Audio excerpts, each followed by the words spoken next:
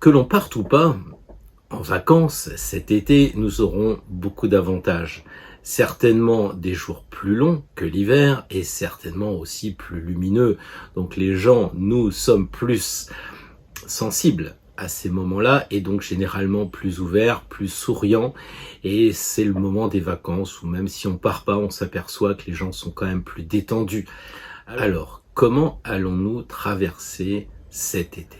Un soda avec un bâton de glace à côté de notre livre préféré? Un bâton de marche pour aller faire une bonne randonnée?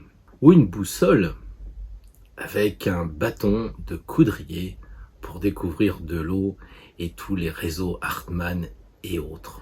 C'est important de savoir comment nous allons traverser cet été, parce que si l'on y regarde bien, on n'en a pas tant que ça. Combien? 40? Vraiment? Vous vous rappelez, on a eu des enfants, il a fallu se sacrifier, c'est normal, c'est sacré les enfants.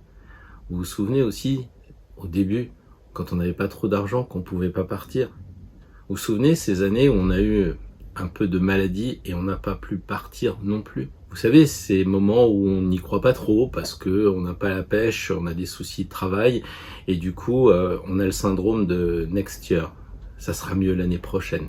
Et du coup, on n'entreprend rien alors qu'on aurait pu quand même profiter avec mesure en fonction de ce que nous vivons, mais de profiter de cet été, de ce moment de lumière, de ce moment de chaleur aussi.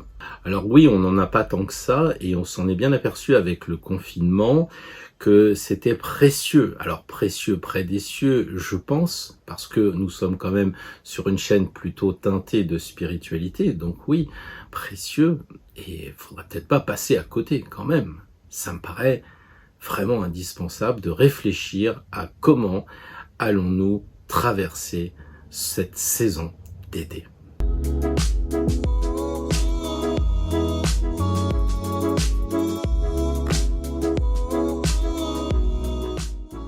Bonjour à toutes, bonjour à tous et avant tout présenter évidemment mes excuses sur le Capricorne que je n'ai pas, on dit implémenté, incorporé dans le, dans la chaîne de tirage de la semaine dernière. Donc oui, merci à tous ceux qui m'en ont fait la remarque.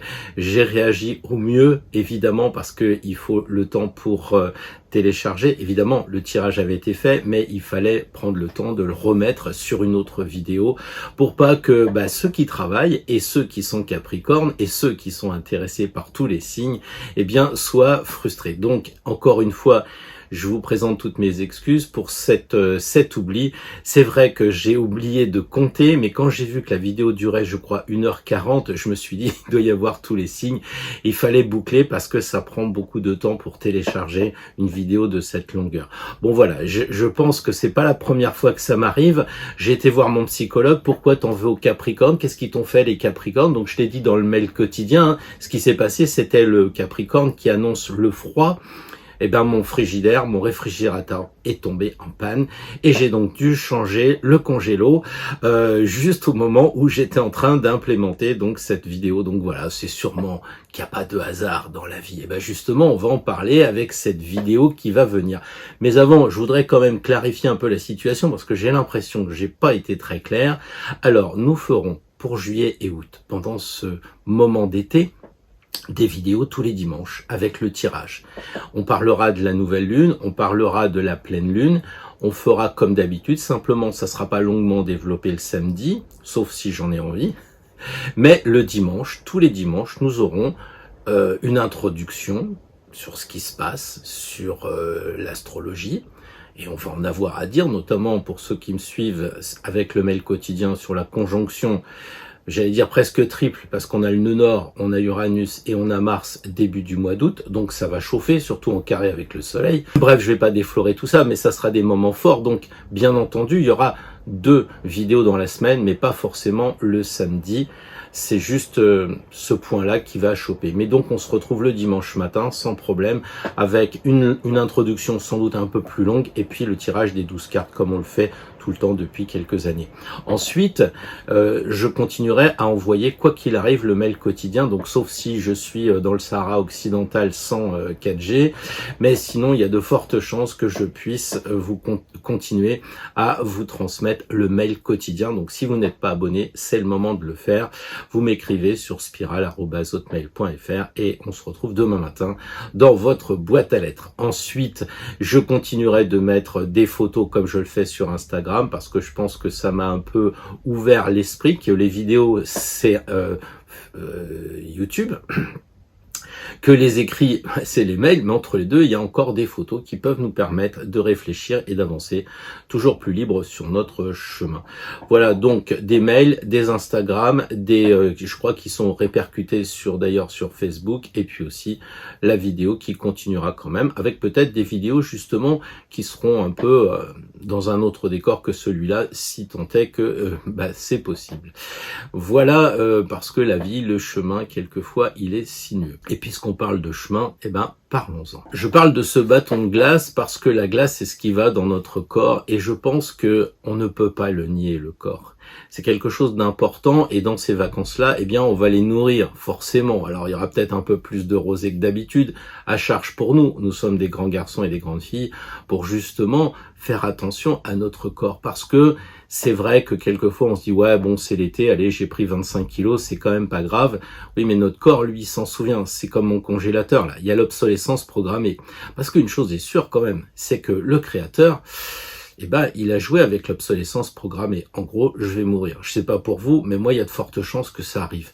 Donc du coup, profitons, carpe diem, profitons du moment présent avec un corps en bon état, évidemment. Il s'agit pas de commencer à dire je vais faire attention à ça et tomber dans une maniaquerie.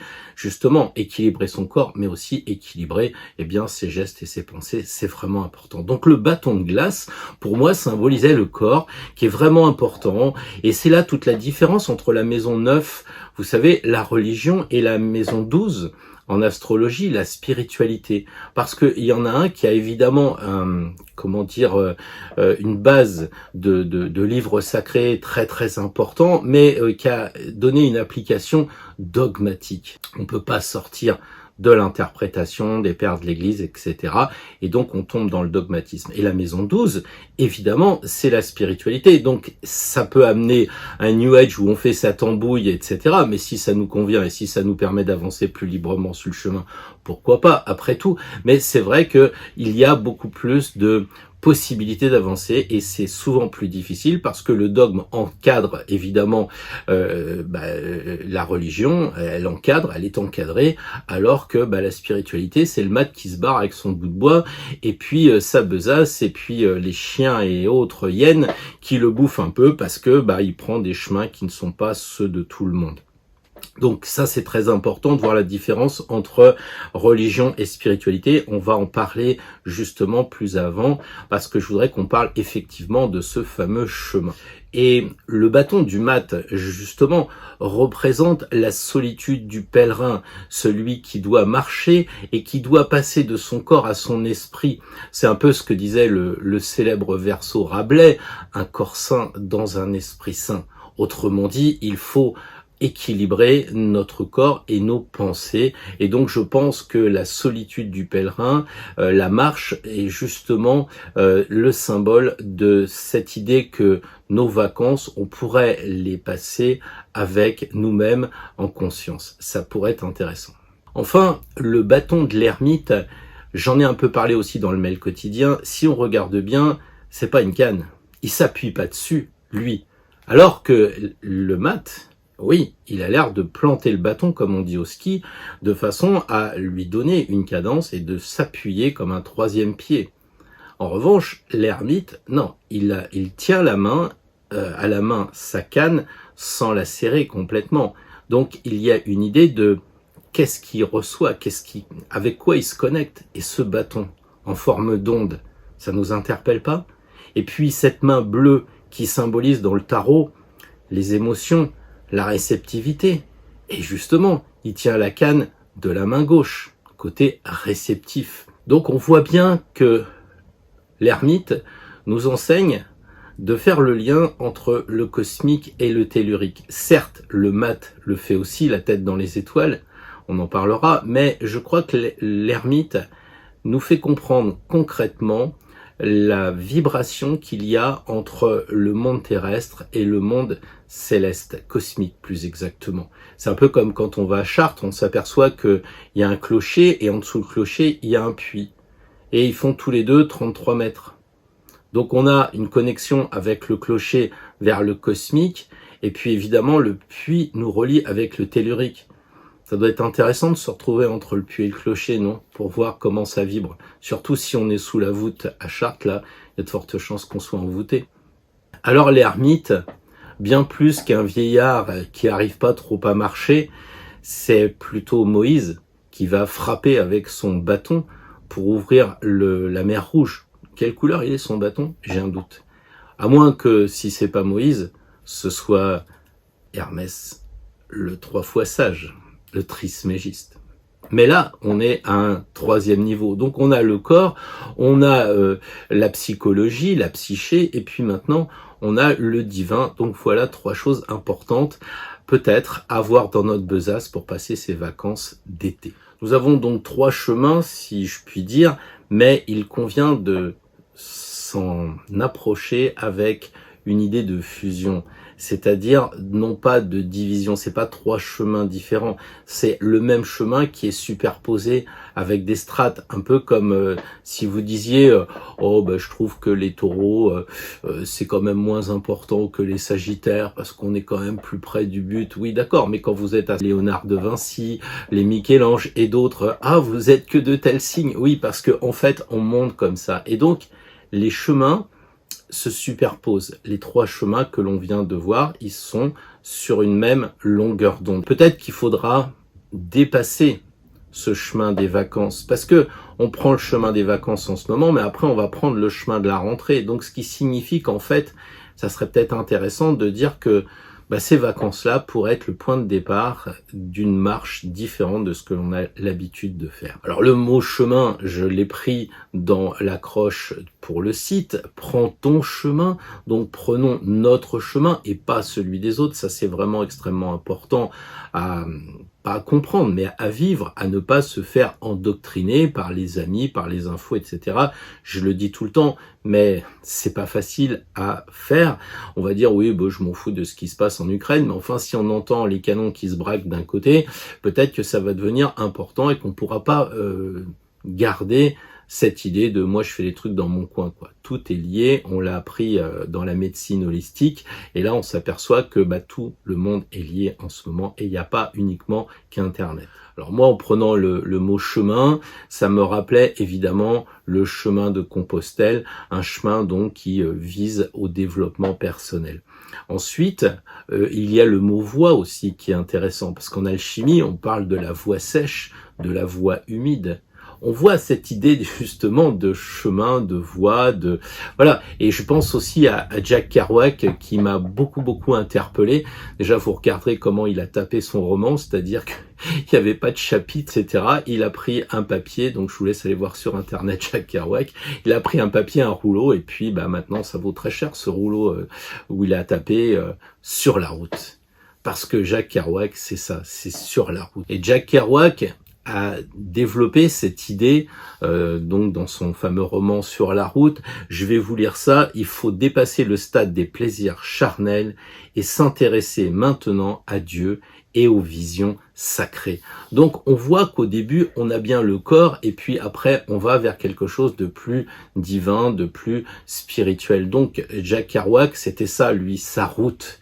Donc le chemin, la route, le sentier, les voies, je pense que c'est vraiment très intéressant de comprendre qu'il y a comme ça cette idée d'avancer sur un chemin. Alors quelquefois on se trompe, c'est une impasse, donc on revient et on va vers un autre chemin, un autre sentier. C'est un peu ce que l'on retrouve dans le tarot et dans l'astrologie. Je dirais même beaucoup, parce que quand même le mat c'est l'histoire d'un mec, quoi. comme dirait Coluche, et qui avance et qui va rencontrer toutes ces stations. On en a parlé aussi dans le mail quotidien.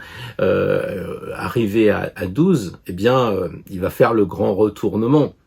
Et c'est ce qu'on retrouve dans les églises romanes, le grand retournement. Il y a cette idée de on a fait le tour et on recommence. C'est pour ça peut-être que sur le tarot, il y a 21 stations, 21 étant l'inverse de 12, vous l'aurez compris. Et si le 12 c'est un carré, on est enfermé, il faut aller vers le 21 parce que c'est le cercle et la libération.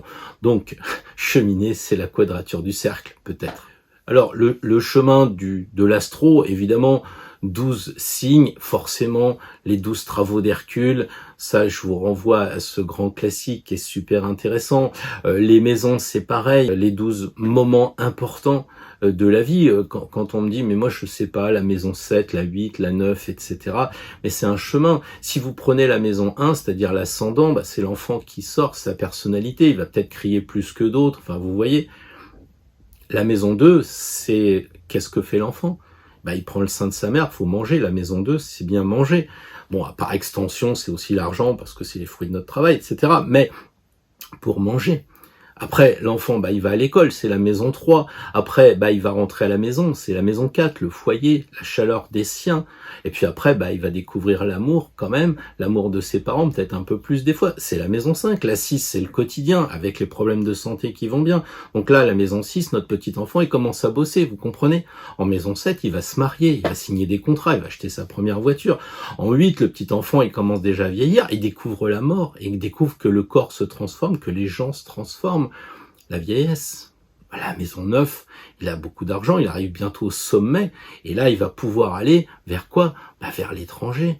Il va s'ouvrir à de nouvelles religions, à de nouvelles croyances, parce que c'est ça la maison 9, des philosophies, l'étranger. La 10, c'est la maison la plus haute, le milieu de ciel, comme on dit. Et donc là, notre petit enfant, maintenant, il a plutôt 70 ans, et c'est son ambition, il est arrivé. Et il va commencer à décroître. Maintenant, la maison 11, bah, c'est les amis, c'est les copains, c'est les projets après le travail, parce que quand on travaille, on n'a pas de projet, puisqu'on fait ce qu'on nous dit finalement. Donc la maison 11, c'est les amis. Alors on va se retrouver au club de pétanque, on va faire partie de l'association des pêcheurs à la ligne ou de la belote. Et puis la maison 12, c'est la maison difficile parce que c'est la dernière maison et on sait qu'on va mourir. Donc c'est là qu'on rentre dans la spiritualité. Où va l'âme? Qu'est-ce que devient notre corps? Comment ça va se passer après? Donc vous voyez que finalement, les maisons sont un chemin, comme les 12 travaux d'Hercule sont un chemin, comme le tarot est un chemin. Et je pense que c'est vraiment fondamental de bien comprendre que la vie est un chemin. On a trop tendance à s'occuper de nos enfants, de nos petits-enfants, sans penser à nous. C'est pas être égoïste. Mais pour rayonner sur les enfants et sur les petits-enfants, il faut que nous-mêmes, on soit centrés. On vit pas par procuration. Comment ça se passe? En général, ça se passe, je sais pas pour vous, mais enfin pour moi, ça s'est passé par ce côté de curiosité, de vouloir connaître l'avenir sur ce chemin. Qu'est-ce que mon chemin, il va aller jusqu'où? Donc il y a connaître l'avenir. Et puis là, on va commencer à voir les arts divinatoires. Et c'est là qu'on va commencer à toucher le tarot. On va commencer à voir l'astrologie. Du coup, on va être marginalisé. Mais la première carte, le tarot nous dit, mais enseignez, c'est le battleur. Enseignez, allez sur les marchés, faites non pas du bonneteau, mais enseignez le tarot. Il n'y a rien de mal à faire du tarot. On n'est plus au Moyen-Âge où on brûlait les sorcières. Pourtant, combien de fois j'ai vu des personnes dans un café me dire « Tu vas pas sortir ton jeu de tarot ?» Ah, mon téléphone, je peux. Mon jeu de tarot, non. Ah non, mais qu'est-ce qu'ils vont penser, les gens? Bah ouais, les vieux souvenirs de « Attention, on va allumer un bûcher. Salut Savonarole, j'arrive tout de suite. » Et puis, on va continuer. On va demander à son collègue « T'es de quel signe astrologique ?» On va avancer sur son chemin. Et on verra quoi? Que on est tous différents. Et puis, on n'a pas les mêmes empreintes. Il suffit de regarder nos index, et autres d'ailleurs, pour voir qu'on est tous différents. Donc ça signifie qu'on a chacun un chemin à prendre. Souvent, on découvre la religion avec cette première approche, le livre exotérique, la Bible, l'Ancien Testament, le Nouveau Testament, le Coran, les Védas, que sais-je encore. Il y a ce côté du monde exotérique qui est un peu toutes les personnes qui veulent aller, en plus du quotidien, aller vers le divin. Et ça, c'est un peu monsieur et madame tout le monde qui étudient gentiment au travers de rituels, de la messe, etc. Eh bien, des grands classiques, on va dire, qui sont tout à fait sympathiques, puisque, à mon sens, il vaut mieux quand même penser qu'il y a un lien, qu'on n'est pas sur Terre comme ça, quoi. Dernièrement, j'ai vu un tableau et je demandais qui était le créateur, quoi. Donc j'ai vu une personne et c'était moi et j'ai dit mais qui c'est qui m'a créé? On m'a dit que c'était ma mère et mon père, mais bon, la poule et l'œuf, quoi. Donc je pense qu'il y a cette idée quand même de divin et d'humain à étudier. Et c'est ce que font les personnes quand ils se connectent sur le chemin exotérique. Donc c'est les livres qui sont ouverts et que l'on voit dans les cathédrales, dans les églises romanes, les fameux livres ouverts, où si on garde nos outils, celui de la papesse, il est franchement ouvert. Et puis alors certaines ont encore plus faim, ils se dégagent du temps, ils mettent de l'énergie justement dans cette quête, dans cette recherche, un petit peu sur le plan spirituel. Quelle est la dernière carte des honneurs? Eh bien le cavalier de coupe. Et oui, parce que c'est le Graal. Donc il y a des personnes qui vont essayer de chercher ce qui est caché. Et donc là, on va rentrer sur le chemin ésotérique. Et là, il est où dans le tarot? Le chemin ésotérique. Il est où ce livre fermé? L'hermétisme chrétien, il va s'appeler le soufisme, il va s'appeler la kabbale, il va s'appeler le tantrisme, etc., etc. Parce que dans tout mouvement religieux, il y a l'aspect ésotérique et l'aspect exotérique. Alors on va avancer sur le chemin, on va découvrir des auteurs comme Rumi, extraordinaire, où on va découvrir des livres incroyables comme le Sefer Yetzira, le livre des splendeurs.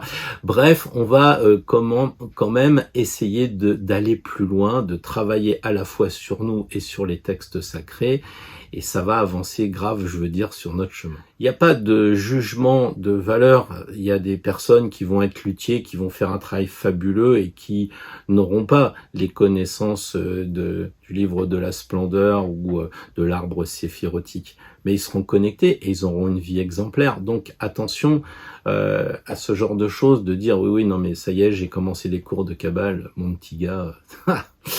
Non, surtout pas. Justement, c'est peut-être la première des choses qu'on devrait faire. C'est pour ça que l'alchimie, c'est quand même quelque chose de discret. C'est pour ça que l'astrologie est quand même une science, une tradition difficile d'approche au début. C'est parce que c'est pas ouvert à tout le monde et c'est aussi parce que ça veut rester discret. Et ça, c'est intéressant. Alors, c'est dans le secret que cela se crée.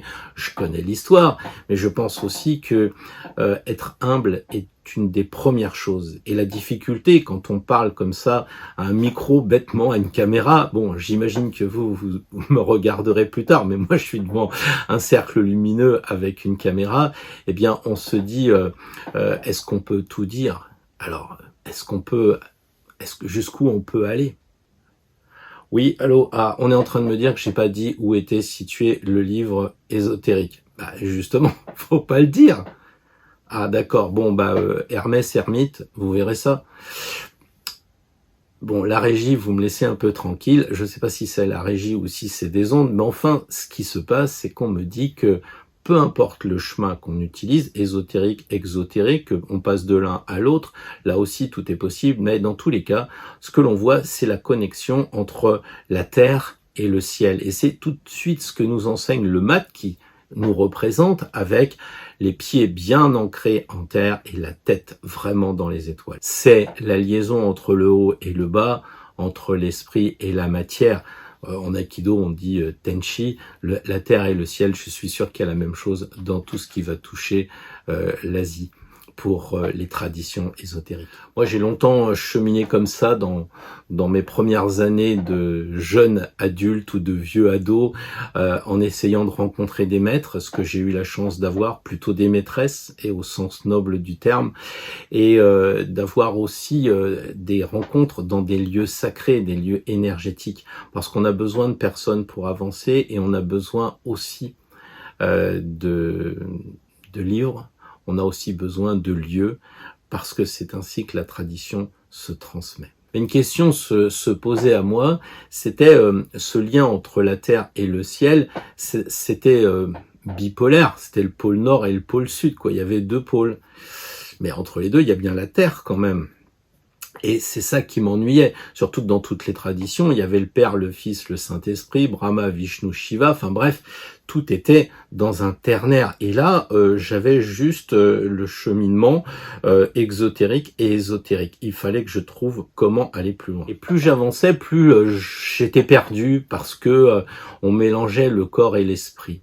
Alors j'ai compris qu'il y avait un petit esprit avec un petit E, c'est-à-dire ce que nous avions en nous, et puis qu'il y avait le grand esprit. Dans les traditions amérindiennes, d'ailleurs, on parle du grand esprit avec un grand E, comme le Saint-Esprit. Donc là, c'est un E majuscule. Mais la problématique de ce chemin, c'était qu'on avançait vers un esprit avec un E majuscule, en partant, on va dire, de notre corps, mais il y avait un problème entre les deux. Il y avait quelque chose de psychique, de psychologique, mais qui dépassait la psychologie. Parce que la psychologie, c'est se comprendre, mais après on fait quoi? Et il me manquait un élément. Et c'est là que j'ai vu qu'il y avait un problème avec l'âme. L'âme et l'esprit, qu'est-ce qu'il fait? Et puis évidemment, quand on a des personnes qui peuvent nous initier, ils vous disent, mais quand tu meurs, qu'est-ce que tu fais? Ben moi, je rends mon dernier souffle, évidemment, puisque ça commence par l'inspire, après ça finit par l'expire. J'ai vite compris ce qu'on voulait me faire dire, c'était qu'on rendait l'âme. On part pas avec. Donc on nous la confie et après on nous la reprend. Donc à l'époque, ça remonte, on avait des disquettes et c'était de me dire, bah tu vois ton âme, c'est enregistré dans une disquette. C'est tout ce que tu fais qui est bien, tout ce que tu fais qui est mal. Ça sera les traits rouges en astrologie, ça sera les carrés, les choses que tu n'as pas compris, qui vont être mis dans la disquette et qu'on va te ressortir dans la prochaine vie. Et puis il y a les traits bleus, les choses que tu as acquis, les dons, les bonnes choses que tu auras fait. Et tout ça, ça va sur la disquette. Tu meurs, crac, on prend la disquette et on la met dans la matrice. La matrice au sens de Dame Nature, au sens de la mère nature, pas la matrice de mal dit d'ailleurs, je pense, dans le fameux film de Matrix. Là, il y avait quelque chose d'assez simple à comprendre. Il y avait le corps qui s'enregistrait dans nos pensées, dans nos propos et dans nos actes sur quelque chose que l'on appelle l'âme et qui après partait donc dans une grande matrice effectivement et que les disquettes s'enregistraient comme nos vies, comme elles se superposaient. Enfin, c'était la vision que j'avais eue à cette époque. Alors justement, avec cette besace corps, âme, esprit, je me disais que c'était bien pour aller sur le chemin. Et j'avais envie de vous en parler aujourd'hui parce que pour moi, passer ses vacances, c'est pas passer des vacances. Parce que ça veut dire qu'on passe, mais on retient rien. On retient rien. On passe des vacances, voilà. Les gens qui vous disent « Ah bah tiens, cette année j'ai fait l'Italie ». Sacré architecte. Alors comment t'as fait l'Italie? Non, mais c'est une expression révélatrice quand même. Comment passer ses vacances? Ou mieux, comment les vivre intensément? Et ça, c'est vraiment important parce que si on s'entraîne juillet et août, rien n'empêche qu'on pourra continuer sur cette lignée, justement comme si c'était le premier pas sage qui compte. Et donc, on dirait, si je passe pas à côté de mes vacances, que je les vis pleinement, est-ce que je peux pas par, par symbolisme, dire, et si je passais à côté de ma vie? Pour les vivre, il faut pas les subir, c'est comme la vie. Il faut donc que ces vacances ne soient pas uniquement réceptives, c'est-à-dire, je prends un soda, je prends le frais, je prends le soleil, on prend, et puis. Donc il faut pas passer à côté de cet aspect passif, de ce côté passé passif, qui va pas forcément nous laisser grand chose. Donc comment faire? Ça m'arrive souvent en moto, une personne double, pas de clignotant, je vois ça dans le rétro parce que en fait gouverner c'est prévoir et c'est rouler en moto un peu une partie d'échec, il faut anticiper tout le temps. Et donc je regarde dans le rétroviseur, effectivement la personne double et puis se rabat et vous fait joyeusement une queue de poisson, donc vous êtes dans un état d'esprit incroyable, vous êtes là à vous dire bon dans ma botte j'ai la clé de 25, je vais le redoubler, je vais lui faire sa portière. Ou alors, vous êtes en train de faire une queue pour aller, je sais pas, dans un parc d'attractions avec les enfants, puis il y a quelqu'un qui discrètement vous double. Qu'est-ce que vous faites? Qu'est-ce que vous faites ou qu'est-ce que vous vous dites? est-ce qu'il m'apprend pas quelque chose? J'ai vraiment besoin de redoubler le gars et de lui mettre un coup de clé de 25 dans la portière. J'ai besoin de lui faire une réflexion cinglante devant tout le monde, alors que peut-être il a un enfant handicapé et je l'avais pas vu. Ça veut dire que, est-ce que tout ce qui nous arrive n'est pas là pour nous permettre de nous connaître encore mieux? Donc, quand on a un problème, la première des choses, c'est de remercier son ennemi ou celui qui nous chagrine.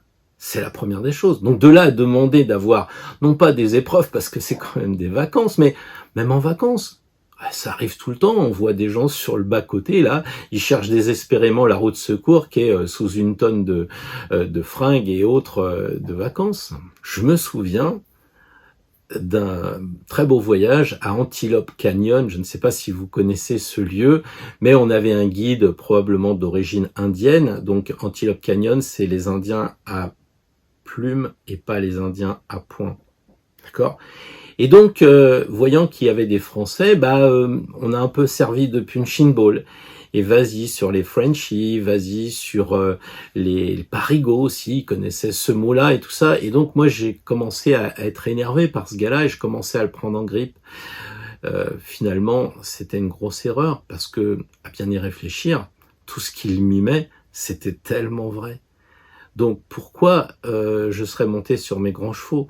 Donc finalement en partant, j'ai remercié beaucoup avec le pourboire qui va bien, mais aussi avec une intention de lui dire merci parce que j'avais appris quelque chose. Donc demander des rencontres dans des vacances, c'est important parce que les gens vont vous apprendre. Il ne s'agit pas de dire je m'installe avec ma caravane et puis je vais passer 3 semaines avec Robert parce qu'il est à côté. Mais si Robert y vient, et ça peut être intéressant de voir ce qu'il va nous permettre de révéler en nous. Pas forcément de nous apprendre, parce que souvent c'est ça. On voudrait un maître qui va dire ça y est, maintenant t'as tout compris, j'arrive au moment où tu t'y attendais plus, mais je vais te faire la grande révélation de ta vie. Mais le meilleur maître c'est la vie, et la vie elle est en nous, et c'est en nous le meilleur maître. Même si on est accompagné, et je ne nie pas, et je remercie tous ceux et toutes celles qui m'ont accompagné sur le chemin et qui continuent à m'accompagner d'ailleurs. Donc si on part en vacances, on peut demander. On n'exige pas, on demande et puis on est vigilant.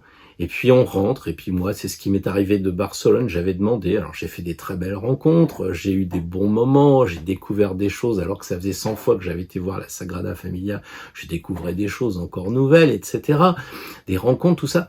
Mais finalement, quand je suis rentré, j'ai regardé mes photos. Et puis c'est là que j'ai vu tous ces clins d'œil. Je me suis dit, mince, dans la cathédrale, dans la Sagrada Familia, il y avait tellement de clins d'œil avec le tarot. Donc ça m'a donné cette idée de dire, et si j'avais fait un journal, si j'avais collé le ticket d'entrée par rapport au croquis, au petit dessin que j'avais fait de la cathédrale. Et ça, c'est intéressant, parce que maintenant, quand je regarde toutes ces photos que j'ai collées avec celles du tarot, je me dis, mais est-ce qu'on a voulu me faire dire quelque chose? En tout cas, ça m'a conforté, évidemment, dans le fait que j'avais quelque chose à transmettre, à apporter aux personnes qui me suivent. Et donc, sur Instagram, je pense qu'il y a des gens qui se sont dit, mince, le tarot, c'est pas ton mari va te quitter ou bien ta copine va revenir. C'est tellement plus profond. Et là aussi, il y a le côté du corps, le côté ta femme est partie, attends, on va faire des filtres d'amour pour qu'elle revienne, quoi. C'est ça. Puis après, il y avait vraiment le deuxième niveau. Moi, je viens vous voir pour avoir un conseil parce que j'ai des problèmes sur le plan psychologique, je voudrais mieux me comprendre, etc. Mais là, avec ce que j'ai mis sur Instagram, les gens se sont dit mince, évidemment, il y a des coïncidences, il y a des hasards et peut-être qu'il y a de la spiritualité.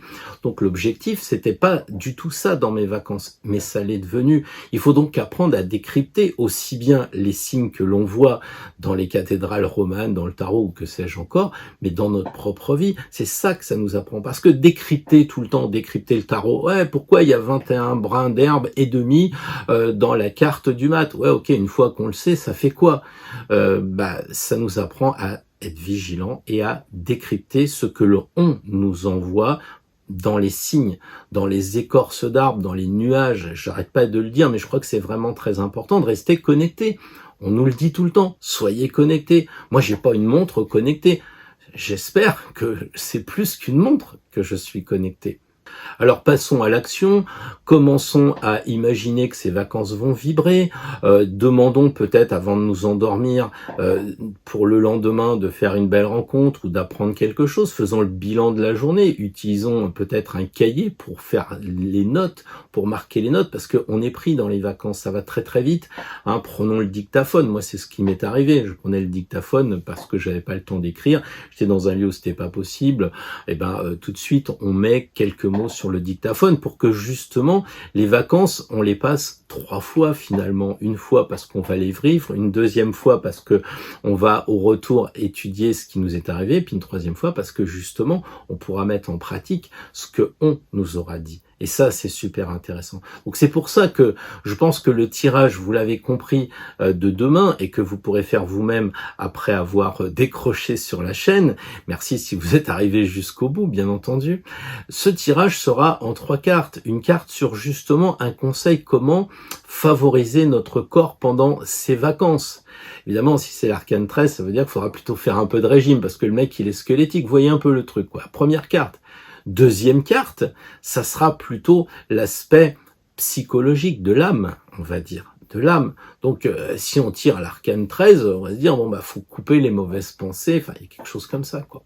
Et puis une troisième carte qui sera évidemment le conseil pour mieux vivre notre spiritualité pendant ces vacances, forcément. Donc là, il se dit, ça y est, il va nous ressortir l'arcane 13. Oui, je vais reprendre l'arcane 13, bien sûr, en vous disant, dans la spiritualité, quand même, c'est l'au-delà. Qu'est-ce qu'il y a après l'arcane 13 ? Les anges, la 14.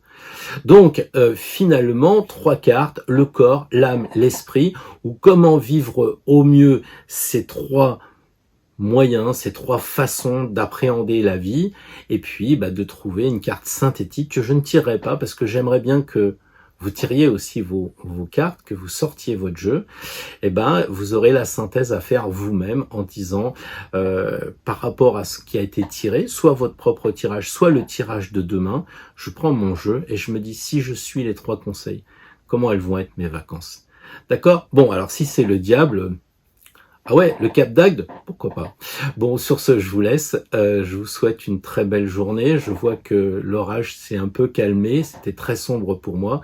Comme quoi, attention, c'est pas parce que c'est l'été que les jours sont toujours radieux, sont toujours lumineux. Il y a toujours un peu de sombre pour nous faire encore mieux apprécier la lumière.